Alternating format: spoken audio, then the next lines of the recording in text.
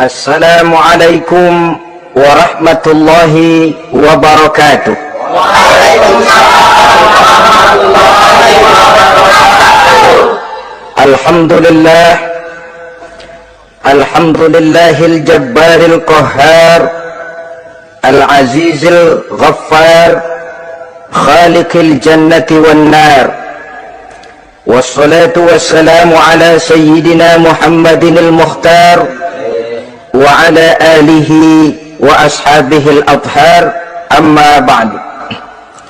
Saudara-saudara kaum muslimin rahimakumullah, surga dalam Al-Quran selalu disebut dengan kata-kata jannah, yang wujudnya surga itu sesungguhnya merupakan suatu tempat di akhirat nanti, yang di dalam tempat itulah Allah akan memberikan balasan berupa kenikmatan yang tiada terhingga kepada hamba-hambanya yang soleh, yang bentuk kenikmatan itu dijelaskan Allah dalam hadis kursinya, a'dadtu li'ibadiyas salihin ma la aynun ra'at wa la uzunun sami'at wala khatar ala qalbil bashar. Aku sediakan buat hamba-hambaku yang soleh satu kenikmatan yang belum pernah dilihat oleh mata, belum pernah terdengar oleh telinga, dan belum pernah terdetik dalam hati manusia tentang kenikmatan yang semacam itu. Jadi kalaupun dalam banyak ayat-ayat Al-Quran Allah menggambarkan tentang surga yang di bawahnya mengalir sungai-sungai, jangan disamakan dan dibandingkan dengan sungai yang ada di dunia ini. Kalau surga bercerita tentang pohon dengan segala buah-buahnya, jangan samakan dengan pohon dan segala buah-buahan yang ada di dunia ini. Kalau surga bercerita tentang istana, tentang tempat tidur, tentang permadani dan sebagainya, seluruhnya tidak sama dan tidak bisa disamakan atau dibayangkan dengan yang kita hadapi dalam kehidupan di dunia ini. Di sanalah manusia akan menemukan kehidupan yang hakiki, yang sebenar-benarnya, yang tidak akan pernah berubah untuk selama-lamanya. Adapun kehidupan di dunia ini, boleh saja kita katakan kehidupan yang kamuflase, fata morgana, atau dalam bahasa agama sering disebut dengan kehidupan khayali. Ia berubah, ia bertukar, ia berganti oleh pergeseran masa dan pertukaran waktu. Kita jadi orang kaya di dunia, bagaimanapun kayanya kita, kekayaan itu tidak lain adalah kekayaan khayali namanya. Hari ini dia kaya, besok dia boleh jatuh bangkrut. Tengoklah orang-orang kaya di dunia ini, yang tidak cuma sekedar memperkaya diri untuk dirinya sendiri saja, tapi kadang-kadang sudah mempersiapkan untuk anak-anaknya, untuk cucu-cucunya, untuk iparnya, untuk besannya, pendeknya untuk seluruh keluarganya. Tidak cukup harta cuma untuk 1, 2, 3, bahkan sampai 7 keturunan. Tidak cukup dengan uang miliaran, malah triliunan. Tidak cukup dengan punya tanah yang luas, malah gunung dibeli, laut dibeli, langit pun kalau dijual mau dibeli. Sudah melampaui batas yang dinamakan kewajaran, dihinggapi penyakit rakus bin serakah alias tamak, lalu menghalalkan segala macam cara untuk mencapai harta, padahal itu tidak lebih dari bayangan khayali. Harta yang banyak itu mampukah menolak penyakit yang hendak datang? Harta yang banyak itu mampukah menahan tumbuhnya uban selembar di atas rambutnya? Harta yang banyak itu mampukah mencegah sebuah giginya yang hendak permisi? Dan pada akhirnya harta yang begitu banyak itu mampukah menolak kedatangan malaikat maut? Sama sekali ternyata tidak. Itulah kekayaan khayali namanya.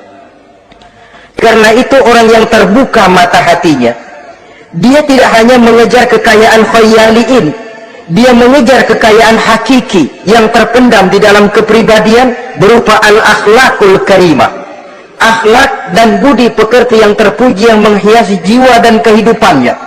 Ada sifat sabarnya, ada sifat syukurnya, ada sifat qanaahnya, dan segala macam akhlak yang terpuji. Itulah kekayaan jiwa yang tidak bisa dinilai dengan materi. Kita punya pangkat, jabatan, kedudukan tinggi, pangkat apapun di dunia ini sesungguhnya tidak lebih dari pangkat khayali. Buktinya bahwa dia pangkat khayali, pangkat di dunia ini selalu ada bekasnya. Saudara kenal ada bekas camat, ada bekas lurah, ada bekas gubernur, ada bekas menteri, ada bekas presiden. Hari ini dia lurah, besok bekas lurah. Hari ini dia camat, besok bekas camat. Hari ini dia menteri, besok bekas menteri. Pangkat khayali. Maka Quran menganjurkan jangan pangkat khayali yang kita kejar mati-matian, sampai menggunakan sistem jilat atas, injak bawah, sikut kiri kanan, yang penting dapat kedudukan. Padahal itu tidak lebih daripada pangkat khayali. Quran menganjurkan carilah pangkat hakiki, kedudukan di sisi Allah, maqam di sisi Allah. Itulah pangkat yang sebenarnya. Apa jalan ke arah sana? Quran memberikan petunjuk. Wa minal laili fatahajjad bihi nafilatan lak asa an yab'asaka rabbuka maqaman mahmuda. Di keheningan malam, dikala orang tidur nyenyak, bangunlah engkau tahajud kepada Allah Tuhanmu. Pasti kalau itu kau laksanakan, Allah akan menempatkan engkau di satu tempat yang terpuji, mendapat pangkat yang hakiki dan bukan sekedar pangkat khayali. Kita berusia muda, muda kita ini pun muda khayali. Berapa lama kita muda? Hari berubah jadi minggu, minggu bertukar menjadi bulan, bulan pergi datanglah tahun. Pergeseran masa dan pertukaran waktu membuat kita jadi berubah. Kulit yang tadinya kencang jadi lentur dan keriput, segalanya berubah. Oleh karenanya, pada kehidupan di surga nanti, orang akan menemukan kehidupan yang hakiki, yang tidak akan pernah berubah untuk selama-lamanya. Nah, kita akan mulai dengan menjelaskan bagaimana sebenarnya keadaan surga itu. Pertama, luasnya. Berapa sih luasnya surga? Dengan logika, sekarang ini dunia dihadapi dengan kekhawatiran terhadap peledakan penduduk yang nyaris tidak terkendali. 5 miliar lebih jumlah manusia yang nongkrong di permukaan bumi. Tapi sesungguhnya planet bumi yang kita tinggali ini cuma satu planet kecil dari 9 buah planet yang berada dalam sistem tata surya matahari yang lazimnya kita namakan galaksi.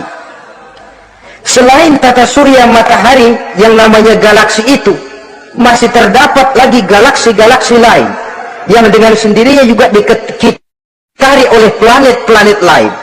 Dan bumi kita yang kita tinggali ini, yang dihuni oleh tidak kurang 5 miliar manusia, hakikatnya cuma setitik debu di tengah angkasa alam yang luas ini.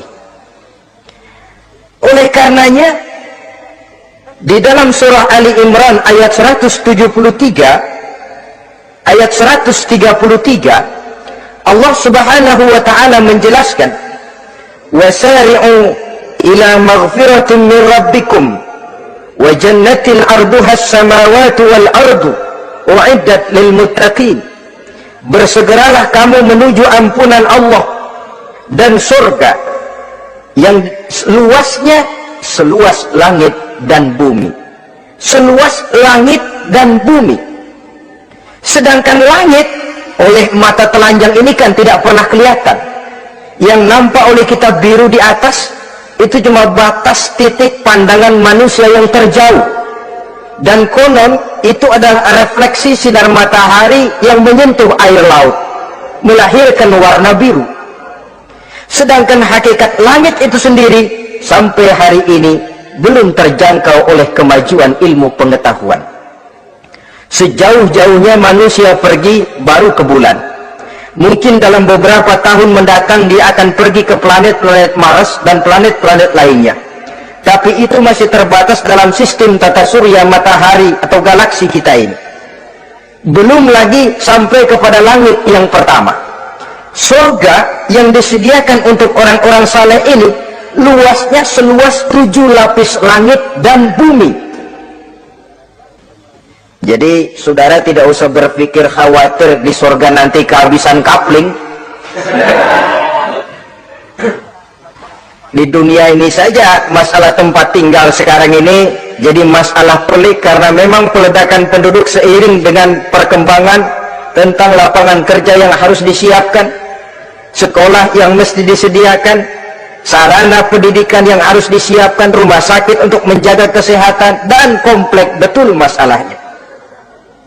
Tetapi di surga nanti arduhas samawati wal ard, luasnya seluas 7 lapis langit dan bumi, satu keluasan yang hanya Allah saja yang maha tahu tentang batas-batasnya. Itu tentang luasnya surga. Lalu bagaimana keadaan di surga? Apakah ada bangunan-bangunan, taman-taman, kebun-kebun? Tentu ada. Di surga ada kebun yang tanamannya berupa tumbuh-tumbuhan dan menghasilkan buah-buahan, yang buah-buahannya pun boleh dimakan oleh manusia, karena tidak akan pernah ada larangan lagi dalam kehidupan di sana. Dalam surah Ar-Rahman ayat 54 misalnya, kita dapati penjelasan dari Allah Subhanahu wa taala, wa janal jannataini dan. Begitu juga dalam surah Waqiah ayat 32 dan 33, Allah menjelaskan wa fakihatin kasiratin la maqtu'ati wa la mamnu'ah, dan di dalam surga itu terdapat buah-buahan yang sangat banyak sekali yang tidak pernah putus-putusnya, wa la mamnu'ah, dan tidak dilarang untuk mengambilnya. Yang dimaksud la maqtu'ah, tidak terputus, artinya buah-buahan di surga itu begitu kita petik keluar lagi gantinya, dipetik lagi keluar lagi gantinya, la maqtu'ah, tidak pernah putus. Lainkan pohon di dunia ini hari kita petik keluar lagi kapan? Musim tahun depan, nungguin kita. La maqtu'ah, tidak pernah terputus buah-buahan itu, wala mamnu'ah, dan tidak terlarang untuk memetiknya. Adakah pohon pisang? Pohon pisang ada. Anggur banyak. Delima pun ada. Tetapi sekali lagi, bagaimanapun hakikat buah di surga cuma sama dalam nama tapi lain dalam wujudnya. Nanti saudara pikir, di surga pisang, di sini juga banyak kalau cuma pisang mah. Di surga anggur, di pasar banyak anggur. Ini cuma nama yang sama, hakikatnya tentu berbeda. So kalau hakikatnya juga sama, ya nggak usah sampai ke akhirat, di sini pun cukup. Adanya nama-nama ini cuma untuk memberikan gambaran tentang buah-buah yang ranum, yang nikmat, yang lezat, dan yang digemari oleh manusia. Dan jangan heran kalau di dunia ini biasanya pohon itu akarnya di bawah, buahnya yang di atas, maka di surga nanti terbalik pohon itu, akarnya yang di atas, buahnya yang ke bawah, sehingga orang nggak perlu tangga dan ngambil buah, tinggal metik saja, nggak perlu naik, nggak perlu manjat, nggak perlu bersusah payah. Saudara-saudara kaum muslimin rahimakumullah, kemudian bangunannya bagaimana? Surga itu pun bertingkat. Di dalam Al-Furqan ayat 10, Allah Subhanahu wa ta'ala menjelaskan, Tabarakallazi in sya'a ja'ala laka khairan min dzalik jannatun tajri min tahtiha al-anhar wa yaj'al laka qusura. Maha suci Allah yang apabila ia menghendaki dijadikannya untuk kamu yang lebih baik daripada kehidupan dunia ini, yaitu surga yang di bawahnya mengalir sungai-sungai, dan dibangunkannya untuk kamu istana-istana di dalam surga. Jadi bangunan di surga pun berbeda sesuai dengan amalan orang yang masuk ke dalamnya. Seperti halnya perumahan di dunia ini, ada yang masuk kelas pondok indah, ada juga yang masuk kelas pondok pindah. Itu kan tidak sama itu. Ada pondok indah, ada pondok pindah. Sudah pondok pindah lagi. Kenapa bisa berbeda begitu? Ya tergantung kekuatan ekonominya. Makin tinggi nilai kekuatan ekonominya, makin mampu dia mendirikan istana di dunia. Tapi di surga nanti, yang bikin mampu bukan ekonomi. Yang bikin mampu adalah amalan pada waktu hidup di dunia. Makin banyak amalnya, dengan sendirinya makin baguslah istananya di surga. Tetapi yang namanya surga, dapat empernya juga sudah lumayan betul itu. Seemper-empernya surga masih jauh lebih baik daripada sebagus-bagus istana di dunia ini.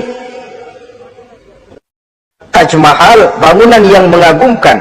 Istana Raja Persia, bangunan yang menggiurkan. Sehebat-hebatnya istana dunia, masih jauh lebih mending empernya surga. Konon ya, menurut satu riwayat, baunya surga itu sudah bisa dicium 40 tahun perjalanan. Menurut riwayat lain 500 tahun perjalanan. Menurut riwayat satu lagi 70 tahun perjalanan. Baunya surga sudah dapat dicium oleh manusia. Saudara-saudara kaum muslimin rahimakumullah. Nah, di dalam bangunan-bangunan surga itu, seperti halnya terdapatlah kamar-kamar ghuraf dalam istilah Quran itu, yang juga berisi divan, ranjang, tempat-tempat tidur yang indah-indah, dilengkapi dengan kasur-kasur yang tebal dan empuk, bantal dan permadani yang daripadanya bertahtakan emas. Terulah tempat tidur paling menggiurkan kita zaman sekarang ini yang namanya Dunlopillow atau Alga Spring Bed. Sejauh itu bayangan kita menggambarkan masih belum apa-apanya ketimbang tempat tidur yang ada di surga itu nanti. Saudara-saudara kaum muslimin, apakah juga penduduk surga makan, minum, memakai pakaian? Iya. Mereka akan beroleh gelas, piala, kendi, cerek, dan piring-piring yang terbuat dari emas dan perak. Tentu tidak usah gambarkan lagi macam emas dan perak di dunia. Emas dan peraknya akhirat, saudara-saudara. Tetap saja mana ainun ra'at, wala uzunun sami'at, wala khatara fi qalbil bashar. Belum pernah dilihat mata, belum pernah didengar telinga, dan belum pernah terdetik dalam hati manusia tentang wujud yang semacam itu. Apa pakaian mereka? Pakaian penduduk surga dari sutra yang lembut dan tebal, berwarna hijau. Kemudian saudara-saudara, sungai juga mengalir di sana. Mata airnya antara lain berwarna jernih, ada yang air susu, ada yang sungai madu, ada yang khamar atau sungai arak, dan penduduk surga boleh meminumnya, tidak ada larangan sama sekali. Timbul pikiran konyol, kalau di surga orang pada minum arak, apa banyak yang teler di surga? Ya tentu tidak, sebab di sana saya katakan tadi kehidupan yang hakiki, segalanya diperbolehkan, segalanya dipersilahkan. Nah, lalu untuk masuk ke surga itu apa melalui pintu? Memang melalui berbagai macam pintu. Dan ada pintu-pintu khusus yang tidak boleh dimasuki orang lain. Sayyidina Abu Bakar Siddiq radhiyallahu anhu pernah bertanya tentang hal itu kepada baginda Nabi. Ya Rasul, apakah di surga ada pintu-pintu khusus? Ada, Abu Bakar. Ada di dalam surga itu pintu yang namanya Rayyan. Tidak boleh masuk ke pintu itu melainkan orang-orang yang puasa. Orang-orang yang rajin puasa, mereka akan masuk ke surga melalui satu pintu yang dinamakan Babur Rayyan atau pintu Rayyan. Ada pintu jihad, yang masuk lewat itu hanya mereka orang-orang yang waktu di dunia sepanjang hidupnya berisi jihad, menegakkan dan meninggikan kalimat Allah. Ada Babur Shadaqah, pintu yang hanya boleh dilewati oleh orang-orang yang rajin bersedekah, ringan tangan dalam memberikan bantuan kepada orang-orang yang memang memerlukannya. Dan setiap orang melalui pintu yang sesuai dengan amalannya masing-masing. Ketika itu Abu Bakar bertanya, ya Rasul, apa ada orang yang dipanggil dari tiap pintu? Tiap pintu manggil dia. Kata Nabi, ada Abu Bakar, dan saya doakan kau masuk salah satu di antara orang yang dipanggil dari tiap pintu. Ini orang multi komplek ini. Puasa, dia ahli puasa. Soal jihad, sepanjang hidupnya dia jihad. Sedekah memang tangannya pemurah. Tahajud memang tiap malam. Sementara itu akhlaknya luhur. Tiap pintu manggil dia. Dalam hadis ada juga perempuan yang bernasib baik. Dijelaskan oleh Nabi, iza sallatil mar'atu khamsaha wa shamat shahraha wa hafizat farjaha wa ata'at zawjaha qila laha udkhuli min ayyi abwabil jannati syi'ti. Apabila seorang perempuan dia kerjakan sholat yang 5 waktu, dia puasa di bulan Ramadan, dia jaga kehormatan dirinya, kemudian dia taat kepada suaminya, di akhirat nanti dikatakan kepada perempuan tadi, wahai perempuan, udkhuli min ayyi abwabil jannati syi'ti, masuklah kamu ke dalam surga dari pintu mana saja yang kamu mau. Disuruh pilih, saudara-saudara. Nah, kalau kita waktu di dunia ini tidak ada keistimewaan amal, bingung mau masuk pintu mana. Ramadan puasanya kayak gendang, depan doang sama belakang, penutupan sama pembukaan, peserta kehormatan, tengah-tengahnya kosong. Nanti mau masuk pintu royal, ditanya, ini pintunya orang yang puasa, kamu puasa Ramadan? Puasa juga sih. Puasa juga sih, bagaimana? Iya, pembukaan sama penutupan, tengahnya kosong, nggak bisa lewat pintu sini, cari pintu lain saja. Mau masuk kita lewat pintu jihad, ditanya lagi, kamu lewat sini apa merasa pernah berjuang membela agama waktu di dunia? Mau lewat pintu sholat, apa kau termasuk orang yang konsekuen menjaga sholat? Bersyukurlah kita kalau tiap pintu memanggil. Kalau tidak, adalah salah satu amal kita yang menunjukkan keistimewaan kita. Karena itu beramal nggak perlu banyak, yang penting rutinnya, istiqomahnya. Ahabbul a'mali indallah adwamuha wa in qalla. Amalan yang paling dicintai Allah yang dikerjakan secara tuntas walaupun tidak banyak. Saudara baca ayat Quran nggak banyak, satu malam cuma 3 ayat, tapi rutin tiap malam 3 ayat, tiap malam 3 ayat. Itu lebih dicintai Allah daripada sekali ngaji 1 juz terus 3 bulan nggak ngaji-ngaji. Lebih baik yang sedikit-sedikit ini tapi rutin, dia akan menjelma menjadi amalan yang banyak daripada sekalinya banyak lalu ke belakangnya tidak ada sama sekali. Hendaknya ada amalan-amalan kita yang menunjukkan keistimewaan dan kelak akan menjadi pintu yang kita tempuh di surga nanti. Apabila kita sudah melalui pintu-pintu surga itu dan tinggal di dalamnya dengan pakaian, dengan perhiasan, dengan makanan dan minuman sebagai yang saya sebutkan tadi, maka kita pun dalam kehidupan di sana akan dilayani oleh pelayan-pelayan muda. Yatufu alaihim wildanun mukhalladun. Pelayan-pelayan yang muda itu keliling melayani apa keperluannya dan tidak pernah tua pelayan itu, sebagaimana kita pun tidak akan pernah tua. Pendeknya sudah jadi king of king di surga itu, jadi raja di raja. Fasilitas serba cukup, apa yang kita mau tersedia, tidak ada larangan dan pelayan seperlunya diberikan kepada kita. Nah, bagaimana keadaan penduduk surga? Dari Imam Tirmizi dijelaskan satu hadis, berkata Hasan al-Basri, ahlul jannati kulluhum abna'u salasa wa salasin sana. Mereka rata-rata orang-orang muda penduduk surga itu, umurnya tidak lebih 33, ya muda-mudanya, cakep-cakepnya, ganteng-gantengnya. Pantas kalau suatu hari ada perempuan tua menghadap Rasul, ya Rasul, saya ahli ibadah, saya beriman kepada Allah, saya cinta kepada Islam, apakah saya akan masuk surga ya Rasul? Nabi senyum, enggak bu, nenek-nenek enggak masuk surga.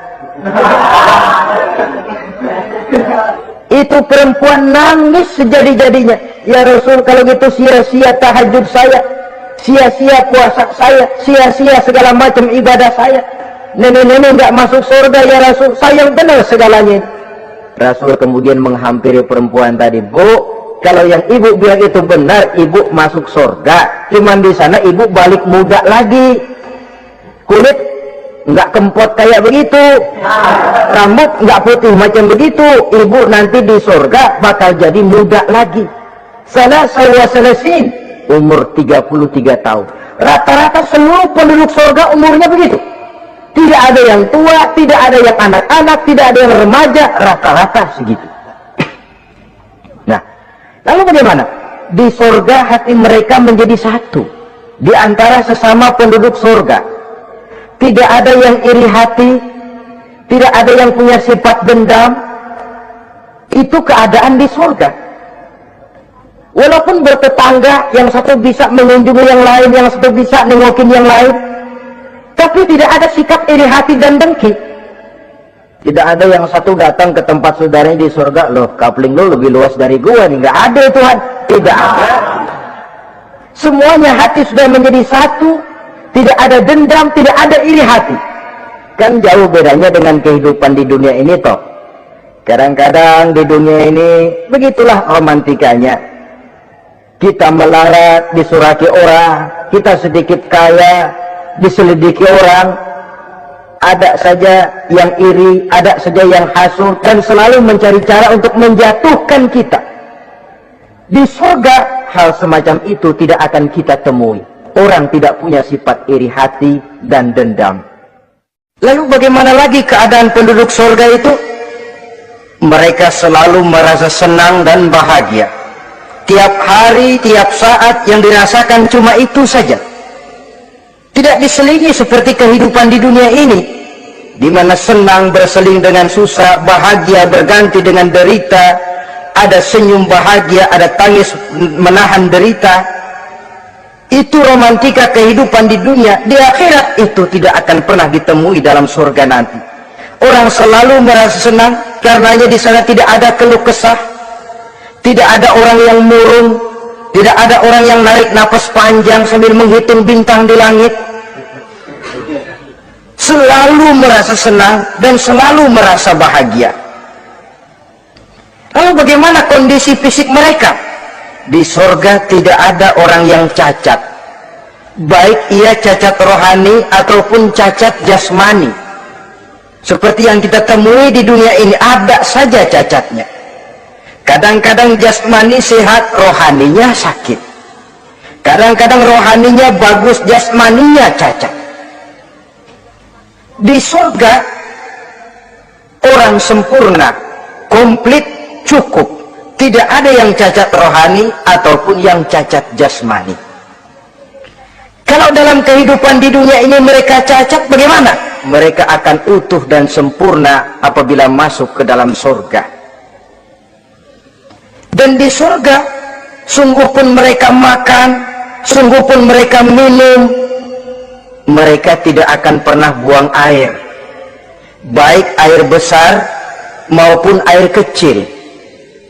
Sebab kalau makan dan minum di surga harus buang air, tentu malaikat harus menyediakan WC.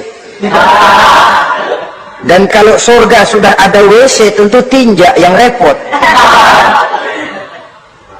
Saudara-saudara kaum muslimin, tidak buang air, juga tidak buang angin, dan tidak sakit, tidak terkena penyakit apapun namanya.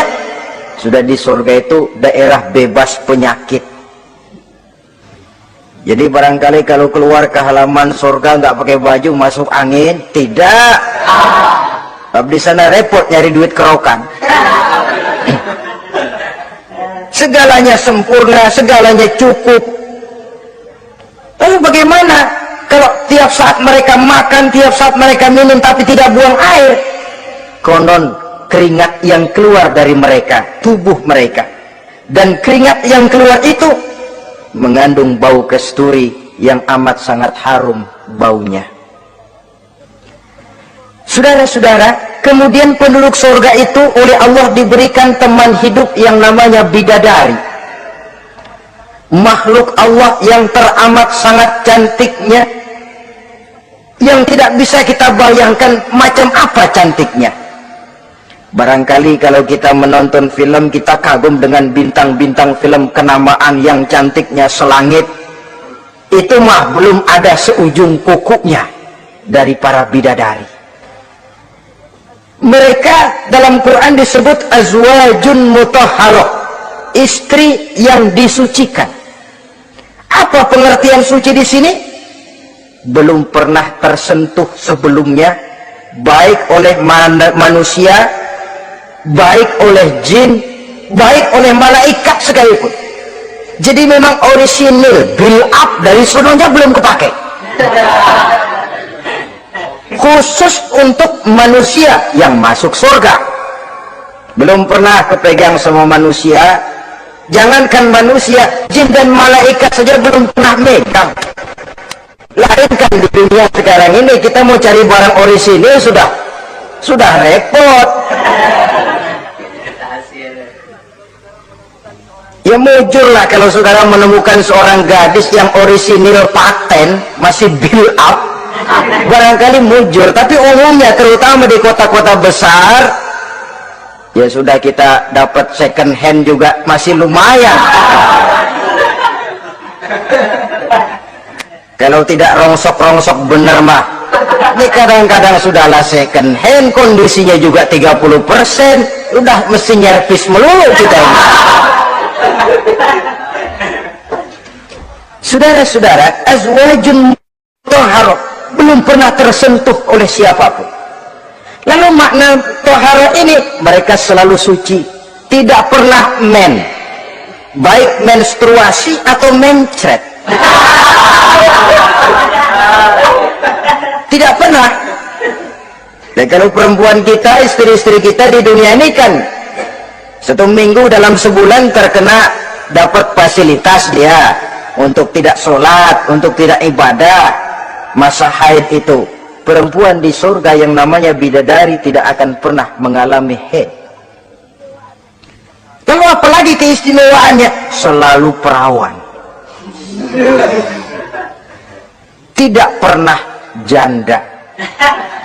Walaupun tiap hari dipakai, habis dipakai perawan lagi. Saudara-saudara yang saya hormati, itu diperuntukkan untuk penduduk-penduduk surga. Nah itu laki-laki itu. Iya, kalau perempuan bagaimana?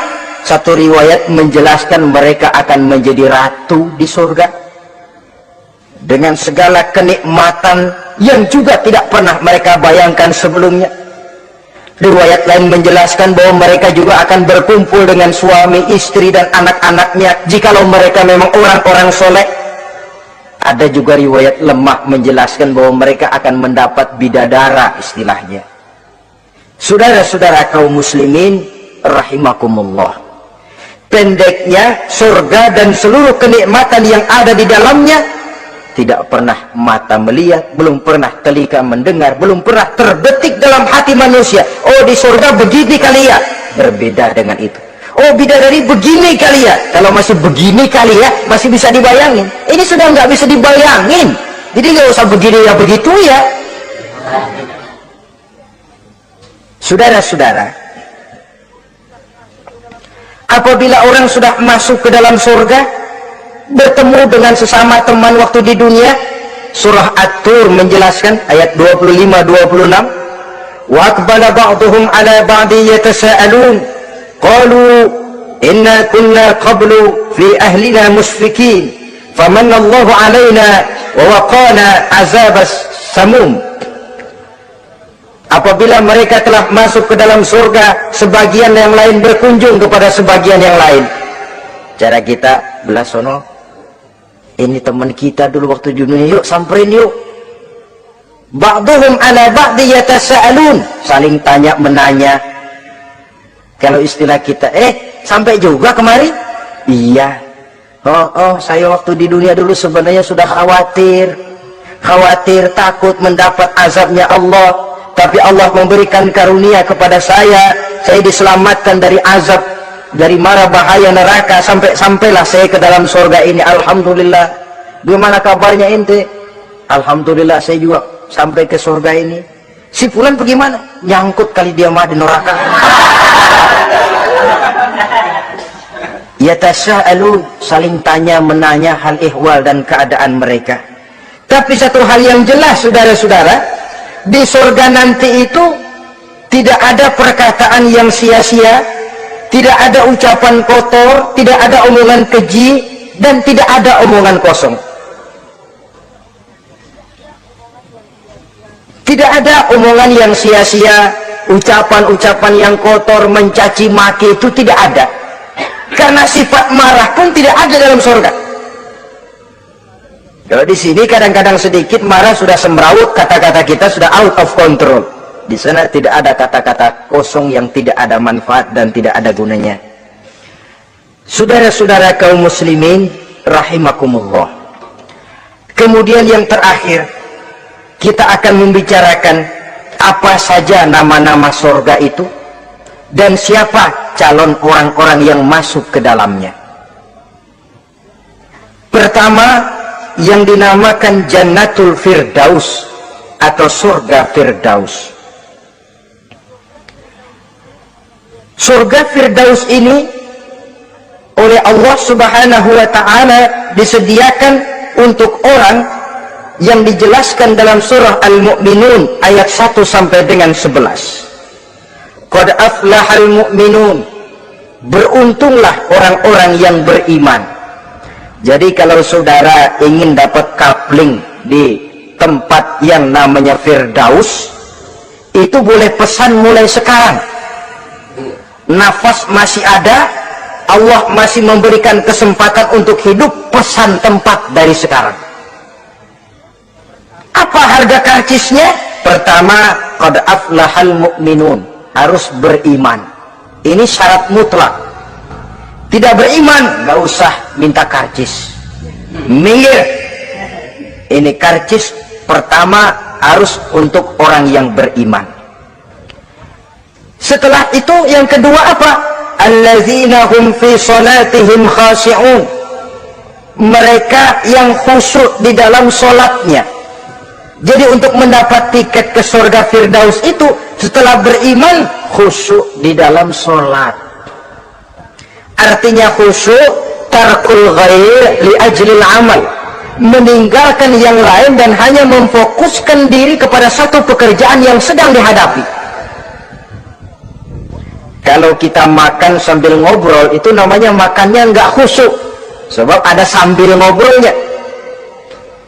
Nah, sholat yang khusyuk, sholat yang di dalamnya tidak berisi yang lain kecuali sholat itu, meninggalkan yang lain dan hanya memfokuskan diri saja untuk melaksanakan suatu amalan. Dan sholat khusyuk itu berat.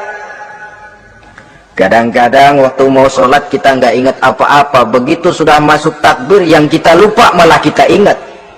Itu kurang ajarnya iblis. Mau sholat nyari dompet nggak ketemu, begitu takbir, aduh dompet di atas meja. Ini kalau sembahyang lama-lama digerakaki orang nanti nih, mulai kocar kacir sholat kita. Makanya kata Imam Nawawi, sudah dinamakan khusyuk untuk tingkatan orang awam kalau pada waktu takbir dia ingat Allah. Segitu aja udah tingkatan orang awam itu. Sebab yang namanya khusyuk itu hudurul qalbi wa sukunul jawarih, hatinya ikut sholat, anggota badannya tenang tentram di waktu sholat, khusyuk. Kalau waktu sholat garuk sono garuk sini, kaki ketekas ketekus, terus sudah anggota badannya nggak khusyuk. Atau anggota badannya tenang tentram, nggak gerak-gerak, cuma hatinya ngayap kemana-mana. Badannya di musola, hatinya di pasar, itu juga nggak khusyuk. Dan itu berat. Karena itu ini syarat kedua untuk mendapat tiket ke Firdaus. Imam Ali saja pernah dites oleh Rasul. Ya Ali, saya ya Rasul, kalau kau bisa sembahyang khusyuk, aku boleh kasih kau sorban. Kamu boleh pilih yang hijau atau yang putih nanti. Baik ya Rasul. Sembahyang beliau 2 rakaat. Selesai salam ditanya, yang mana sorbannya Li? Kata Imam Ali, yang hijau ya Rasul. belum nengok udah yang hijau ya Rasul. Kata Nabi, kalau begitu ente nggak khusyuk. Kenapa? Mungkin tadi waktu sujud mikirin, ntar kalau gua ditawarin beli yang hijau aja dah. Belum nengok sudah menjawab. Saudara-saudara, yang ketiga, wallazina hum 'anil lagwi mu'ridun. Orang-orang yang menghindarkan diri dari ucapan dan perbuatan yang sia-sia, yang tidak ada gunanya. Ini tiket yang syarat yang ketiga untuk mendapat tiket ke Firdaus itu, menghindarkan diri baik dari ucapan ataupun perbuatan yang sia-sia, yang tidak ada nilainya, baik dalam pandangan manusia, lebih-lebih lagi dalam pandangan Allah. Yang keempat, wallazina hum lizzakati fa'ilun. Mereka yang aktif membayar zakat. Kemudian yang kelima, wallazina hum li furujihim hafizun illa ala azwajihim aw ma malakat aymanuhum fa innahum ghairu malumin. Orang-orang yang memelihara kehormatan dirinya kecuali kepada istrinya atau kepada budak sahayanya, pandai mengendalikan nafsu, tidak terperosok memperturutkan syahwatnya. Yang keenam, wallazina hum li amanatihim wa ahdihim ra'un. Orang yang pandai menjaga amanah dan pandai menepati janji. Saudara-saudara, kalau janji ditepati, sebab janji adalah hutang. Yang ketujuh, wallazina hum ala sholawatihim yuhafizun.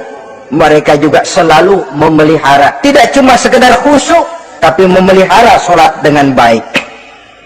Ayat ke-11 dari Al-Mu'minun ini ditutup oleh Allah dengan jelas, ulaika humul warisun allazina yarisuna al-firdausa hum fiha khalidun.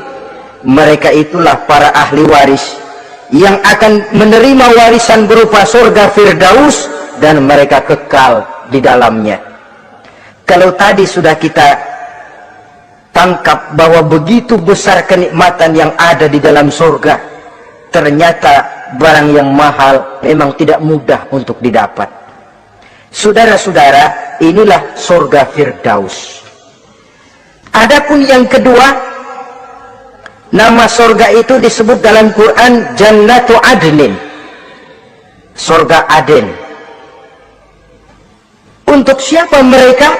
Dalam surah Ar-Ra'd ayat 22 dan 23 Allah menjelaskan, wallazina sabaru ibtigha'a wajhi rabbihim wa aqamus shalah wa anfaqu mimma razaqnahum sirran wa alaniyah wa yadra'una bil hasanati sayyi'ata ulaika lahum uqbad dar jannatu adnin yadkhulunaha.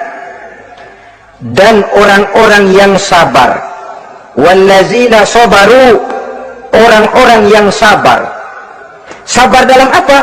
Ibtigha'a wajhi rabbihim, dalam menuntut keridhaan Allah. Sabar dalam mencari keridhaan Allah. Sujud mencari keridhaan Allah, sabar. Puasa mencari keridhaan Allah, sabar. Melaksanakan segala macam ibadah untuk mencari keridhaan Allah, sabar. Ini syarat untuk mendapat tiket ke surga Aden nanti, Jannatu Adnin. Sabar dalam mencari ridho Allah.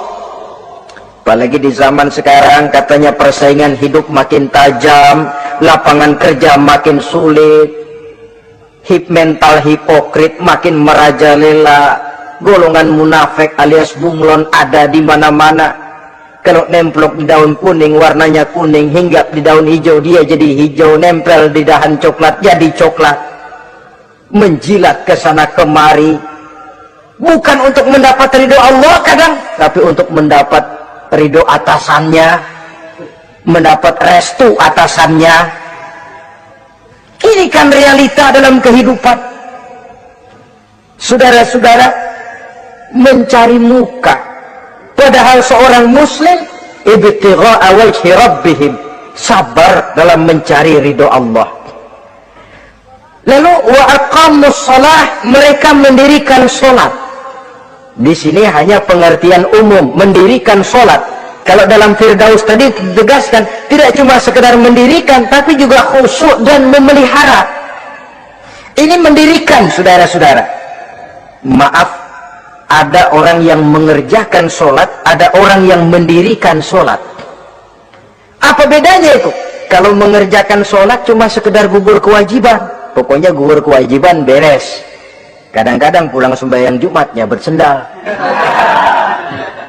Enggak sembahyang dia, sembahyang kok nyolong sendal pulangnya, itu baru ngerjain sholat, belum mendirikan sholat. Kalau mendirikan sholat, selesai sholat, ajaran sholat diterjemahkan dalam kehidupan, itu mendirikan namanya. Ada istimror, kontinuitas alias kesinambungan. Selesai sholat, akhlak sholat, ajaran sholat diterjemahkan di luar sholat, itu makna aqamus sholat. Apalagi syarat yang ketiga untuk mendapat tiket ke surga Aden ini, wa anfaqu mimma razaqnahum sirran wa alaniyah, menginfakkan, membelanjakan di jalan Allah rezeki yang diberikan kepada mereka, baik terang-terangan maupun sembunyi-sembunyi. Maka sedekah itu terang-terangan baik, sembunyi-sembunyi juga baik kalau niatnya ikhlas karena Allah.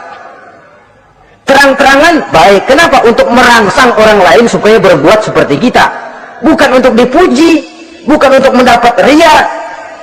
Saudara-saudara, saya yang miskin nyumbang 100.000, saudara berapa yang kaya? Ini boleh untuk merangsang orang lain. Tapi kalau untuk riya, itu tentu dilarang oleh agama. Terang-terangan boleh, sembunyi juga boleh, bahkan itu yang dianjurkan oleh Nabi. Tangan kiri tidak tahu apa yang diberikan oleh tangan kanannya. Saudara-saudara, lalu yang keempat, wa yadra'una bil hasanati sayyi'ata, mereka menolak kejahatan dengan kebaikan. Dia hanya tidak berteriak-teriak tentang kemiskinan, tapi melakukan usaha bagaimana mengatasi kemiskinan. Dia tidak hanya berteriak dengan mengemukakan berbagai macam kemunkaran, tapi mengimbanginya dengan menanamkan segala macam kebajikan. Seperti sekarang ini toh, air saja kalau cuma dibendung tapi tidak disalurkan kan ngebludak, jebol bendungan. Kita cuma teriak anak-anak muda dihantam oleh kebudayaan barat yang merusak moral, tapi mana kebudayaan Islam kita? Gak pernah kita timbulkan. Musuh kita adalah kemiskinan dan kebodohan, jelas. Tapi apa langkah ekonomi yang kita lakukan untuk mengatasi kemiskinan? Dan bagaimana upaya kita meningkatkan mutu pendidikan? Kadang-kadang yang mutunya baik, mahalnya nggak kejangkau oleh lapisan rakyat yang di bawah, menengah ke bawah ini. Itu yang jadi problem. Orang yang mendapat tiket ke surga Aden ini, mereka menolak kejahatan dengan mengimbanginya, melakukan kebajikan. Tidak cuma teori, tidak cuma propaganda, tapi ada langkah konkret bahwa untuk membentengi kemaksiatan harus diperbanyak munkar. Untuk mengimbangi segala macam perbuatan durjana harus dikembangkan majelis taklim pesantren, menghidupkan akhlak Islamiyah dalam kehidupan sehari-hari. Wa yadra'una bil hasanati sayyi'ah. Orang semacam itulah yang akan mendapat tiket ke surga Aden atau Jannatu Adnin nanti. Dua. Adapun surga yang ketiga dinamakan Jannatun Naim. Surga Naim. Naim mengandung arti penuh kenikmatan. Tiketnya sederhana saja. Al-Qalam ayat 34. Inna lil muttaqina inda rabbihim jannatu na'im. Sesungguhnya bagi orang-orang yang bertakwa kepada Allah, mereka akan mendapat balasan berupa jannatun na'im, surga Naim namanya. Jadi tidak banyak untuk mendapatkan surga Naim ini, cuma takwa. Cuman takwa yang jadi banyak. Apa itu takwa? Sekarang ini kan takwa jadi lalap. Dan orang sering menggunakan istilah agama di zaman sekarang ini untuk maksud yang tidak sama dengan maksud agama. Padahal takwa ini jelas, sebelum Islam datang ke Indonesia, kita orang Indonesia tidak kenal kata-kata takwa. Maka kalau harus menggunakan kata takwa, pengertiannya harus dikembalikan kepada pengertian Islam. Ini sih enggak. Orang yang mana aja kalau dilantik bertakwa kepada Tuhan yang Maha Esa, bertakwa, sampai membleh ke bibir, bertakwa. Tapi kalau sudah megang jabatan, kadang-kadang takwa ngalor dia ngidul. tidak relevan lagi. Lalu apa sih yang namanya takwa itu? Sederhana saja, imtisalul awamir wajtinabun nawahi, itulah takwa. Melaksanakan segala yang diperintah, menjauhi yang dilarang, itu takwa. Menjalankan perintah dengan meninggalkan larangan, apa bedanya? Kalau melaksanakan perintah boleh sesuai dengan kemampuan, tapi menjauhi larangan mutlak. Laksanakan perintah Allah sesuai dengan kemampuanmu, tapi tinggalkan larangan Allah mutlak. Mampu tidak mampu, tinggalkan. Enak kalau ada perintah, jauhi larangan Allah semampu kamu. Ya enak, tinggal kita milih. Saya belum mampu ninggal teler itu, lezat itu, belum mampu. Yang boleh semampu kita melaksanakan perintah. Sholat semampu kita, asal jangan mampu lalu pura-pura tidak mampu. Puasa semampu kita, jihad semampu kita. Tapi kalau sudah meninggalkan larangan mutlak, mampu tidak mampu, harus ditinggalkan. Jadi kelihatannya sederhana takwa ini, tapi masalahnya rumit. Melaksanakan yang diperintah, menjauhi yang dilarang, dan itu tiket untuk mendapatkan surga naim atau jannatun naim. Yang keempat, saudara-saudara, di antara nama surga itu ada yang disebut surga ma'wa atau jannatul ma'wa. Apa tiket untuk sampai ke sana? Surah An-Nazi'at ayat 40 dan 41. Wa amma man khafa maqama rabbih wa nahan nafsa 'anil hawa fa innal jannata hiyal ma'wa. Sesungguhnya orang-orang yang takut kepada larangan Tuhannya, wa nahan nafsa 'anil hawa, dan sanggup mengendalikan nafsu, sanggup mengendalikan diri dari memperturutkan hawa nafsu, fa innal jannata hiyal ma'wa, surga ma'walah tempat tinggalnya nanti. Jadi tiket ke jannatul ma'wa ini, pertama, khafa maqama rabbih, takut kepada batas-batas yang telah ditentukan oleh Tuhannya. Ini batasnya, kamu jangan nyebrang ke sini. Ini batas yang halal, ini yang haram, ini yang hak, ini yang batil, ini yang ma'ruf, ini yang munkar. Orang yang ingin mendapat tiket ke ma'wa, dia takut batas-batas itu. Lalu sanggup mengendalikan diri, tidak sampai memperturutkan hawa nafsunya. Itu tiket ke surga ma'wa. Yang kelima dinamakan surga Darussalam atau Jannah Darussalam. Dijelaskan dalam Al-An'am ayat 126 dan 127. Wa hadza siratu rabbika mustaqima wa qad fassalna al-ayati liqaumin yatadhakkarun lahum darussalam inda rabbihim wa huwa waliyuhum bima kanu ya'malun. Inilah jalan Tuhanmu yang lurus, telah kami pisahkan ayat-ayat kami bagi kaum yang mau berpikir. Jadi kelihatan di sini untuk mendapat tiket ke Darussalam, istiqomah mengikuti jalan lurus, istiqomah berpegang kepada Islam, dan pandai membedakan apa yang memang oleh Allah sudah dibedakan, antara yang hak dan batil, antara yang benar dan salah, dan selalu ingat kepada ayat-ayat Allah. Itu surga Darussalam. Yang keenam dinamakan Darul Muqamah. Siapa penghuninya? Surah Fatir ayat 34-35. Wa qalu alhamdulillahillazi azhaba 'anna al-hazan inna rabbana laghafurun syakur allazi ahallana darul muqamah min fadlihi la yamassuna fiha nasabun wa la yamassuna fiha lughub. Yaitu orang-orang yang senantiasa bertahmid, memuji kebesaran Allah subhanahu wa ta'ala. Mereka akan mendapatkan darul muqamah. Yang ketujuh dinamakan surga maqamul amin. Ini pun disediakan untuk orang yang bertakwa, seperti dalam Ad-Dukhan ayat 51, innal muttaqina fi maqamin amin. Dan yang terakhir, yang kedelapan adalah surga khuldi atau jannatul khuldi. Dalam surah Al-Furqan ayat 15 dijelaskan, qul adzalika khairun am jannatul khuldi allati wa'idal muttaqun kanat lahum jazaan wa masira. Saudara-saudara kaum muslimin rahimakumullah, oleh terbatasnya waktu, inilah sekelumit tentang surga dan calon-calon penghuninya. Mudah-mudahan dijadikan kita oleh Allah termasuk salah seorang di antara calon-calon yang kelak akan menjadi penghuni surga, mendapat kenikmatan yang kekal dan abadi di dalamnya. Amin ya rabbal alamin.